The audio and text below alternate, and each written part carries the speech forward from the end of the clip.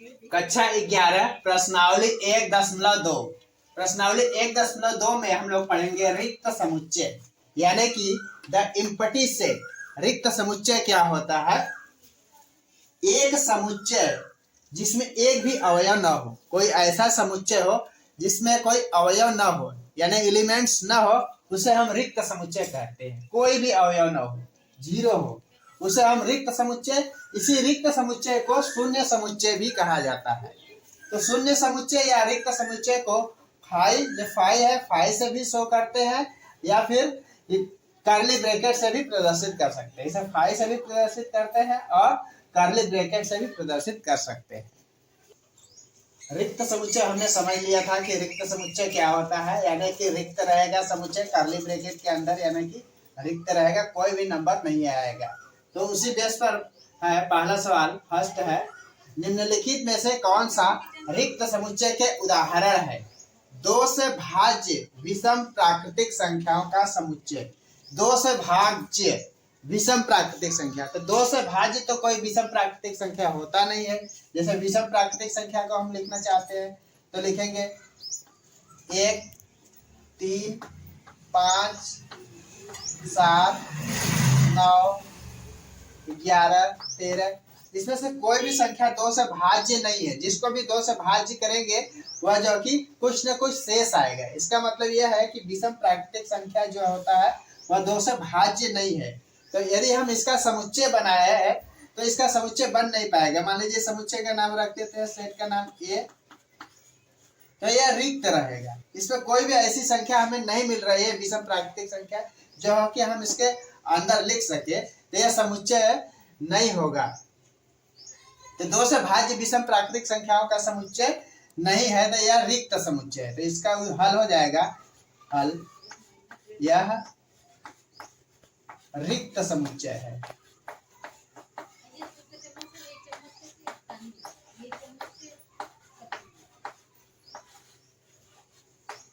रिक्त समुच्चय है।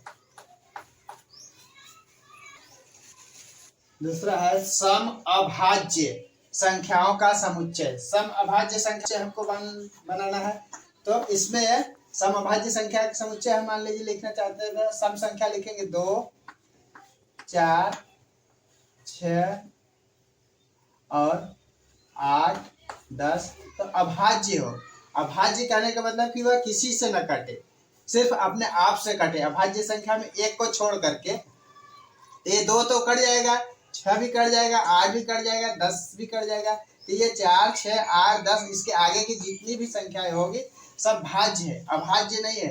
तो केवल 2 ही ऐसी संख्या है जो अभाज्य है। यह किसी से नहीं डिवाइड होगा, सिर्फ अपने आप से ही कट सकता है। तो यही एक संख्या है अभाज्य। तो यह रिक्त समुच्चय नहीं है, क्योंकि इसके अंदर हमने एक अवयव को फाइंड कर लिया, एक अवयव हमें प्राप्त हो गया। तो यह रिक्त समुच्चय नहीं है, यह रिक्त समुच्चय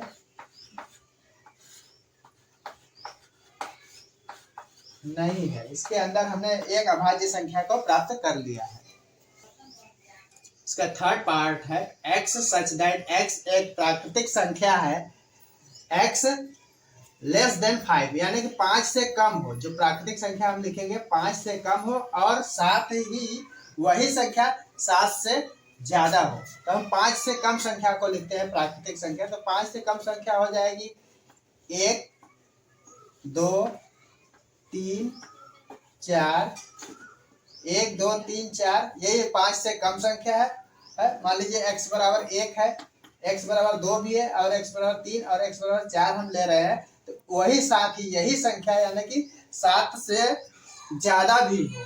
तो हम देख रहे हैं यह संख्या 7 से ज्यादा कैसे हो सकता है? जो 5 से कम है वह 7 से ज्यादा नहीं हो सकता है। तो इसलिए यह भी एक रिक्त समुच्चय होगा। जो 5 से कम है, जो संख्या 5 से कम रहेगा वो कभी भी 7 से ज्यादा नहीं हो सकता। जैसे 5 से कम हमने संख्या यहाँ पर लिखा है, तो ये संख्या कह रहा है कि 7 से, साथ ही यही संख्या जो है कि 7 से ज्यादा भी हो, तो यह संख्या 7 से ज्यादा नहीं होगा। तो यह हो जाएगा रिक्त समुच्चय।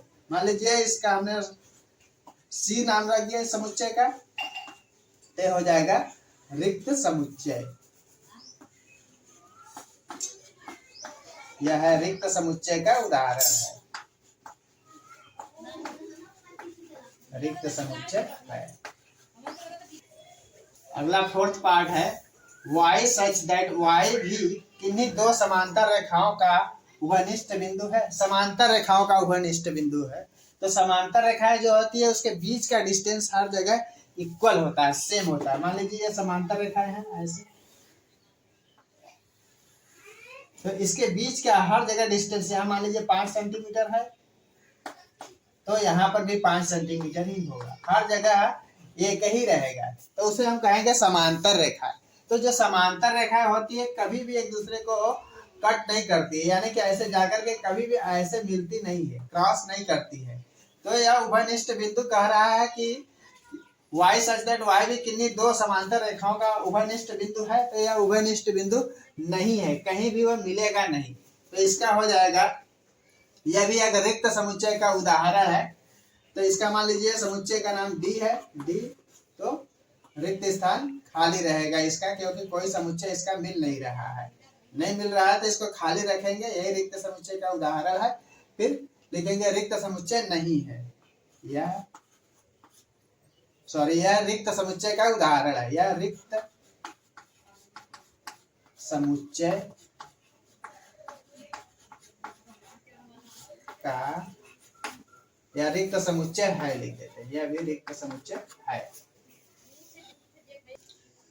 सेकंड क्वेश्चन है, दूसरा क्वेश्चन है, निम्नलिखित समुच्चयों में से कौन परिमित और कौन अपरिमित है। कौन परिमित समुच्चय है और कौन अपरिमित समुच्चय है। तो परिमित और अपरिमित समुच्चय पहले हम जानेंगे कि परिमित समुच्चय क्या होता है। परिमित समुच्चय का मतलब होता है कि वह उसको गिना जा सके, और अपरिमित समुच्चय का मतलब है कि उसे गिना न जा सके। कोई गिनती जिसको हम गिन सकते हैं वह परिमित समुच्चय में आएगा, और जिसे नहीं गिन सकते हैं वह अपरिमित समुच्चय में आएगा, यानी कि यह इनफिनाइट होगा और फिनाइट होगा। दूसरा है कि इसका अंतिम अवयव, परिमित समुच्चय का दूसरे तरीके से हम ऐसे पहचान सकते हैं कि इसका अंतिम अवयव दिया रहेगा, इसको गिन नहीं सकते हैं, पहला कंडीशन है, और इसका अंतिम अवयव दिया रहेगा। और अपरिमित का अंतिम अवयव नहीं दिया रहेगा, तो हम उसे समझ जाएंगे कि अपरिमित समुच्चय है। जैसे कि कुछ उदाहरण के द्वारा हमको क्लियर हो जाएगा कि परिमित समुच्चय और अपरिमित समुच्चय क्या होता है। तो पहला है वर्ष के 12 महीनों का समुच्चय। यदि हम वर्ष के 12 महीनों का समुच्चय बनाए, तो मान लीजिए इस समुच्चय का ए है, समुच्चय ए है, तो हम लिखेंगे जनवरी, फिर फरवरी, फिर मार्च, अप्रैल, मई, जून, जुलाई, अगस्त, सितंबर, अक्टूबर, नवंबर, दिसंबर, लास्ट में दिसंबर हम लिखेंगे।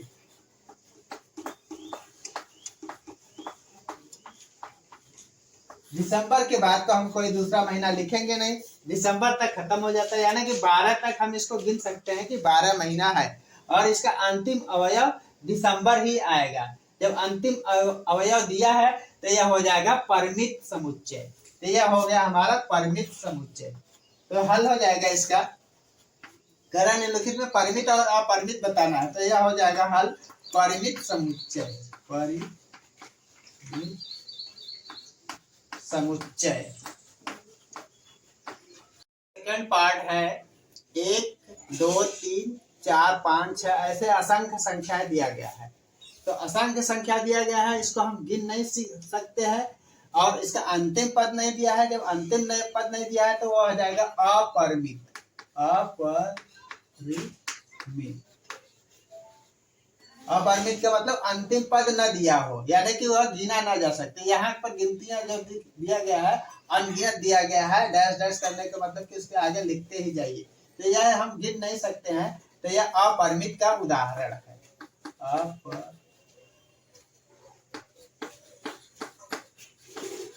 यह अपरिमित हो जाएगा, अपरिमित समुच्चय। दूसरा थर्ड पार्ट है 1, 2, 3, फिर उसके बाद 4, 5, 6 ऐसे गिनते हुए 99, 100, यानी कि अंतिम पद दिया गया है। जब अंतिम पद दिया रहे तो वह हो जाएगा परिमित समुच्चय। परिमित समुच्चय। अंतिम पद नहीं रहेगा तो अपरिमित, अंतिम पद दिया रहेगा तो परिमित समुच्चय उसे कहेंगे। उसके बाद फोर्थ पार्ट है 100 से बड़े धन पूर्णांकों का समुच्चय। 100 से बड़ा धन पूर्णांक हमको लिखना है, तो 100 से बड़ा धन पूर्णांक क्या होगा? 101 होगा, 102 होगा, 103 होगा, 104 होगा, 105 होगा, 106 होगा। ऐसे हम देखते हैं कि लिखते ही जाएंगे, वह खत्म नहीं होगा सभी, क्योंकि 100 के बाद जितने भी धन पूर्णांक लिखेंगे सब 100 से ज्यादा ही होगा, तो अनगिनत हो जाएगा। यानी कि इसका अंतिम पद हम नहीं खोज, अंतिम पद नहीं है, इसलिए यह अपरिमित समुच्चय है। अपरिमित समुच्चय है। ठीक है, अब शायद आपको समझ में आ गया होगा। उसमें से छोटे अभाज्य पूर्णांकों का समुच्चय हमको बनाना है। अभाज्य पूर्णांकों का समुच्चय, एक को छोड़ करके सभी अभाज्य संख्याएं होती है।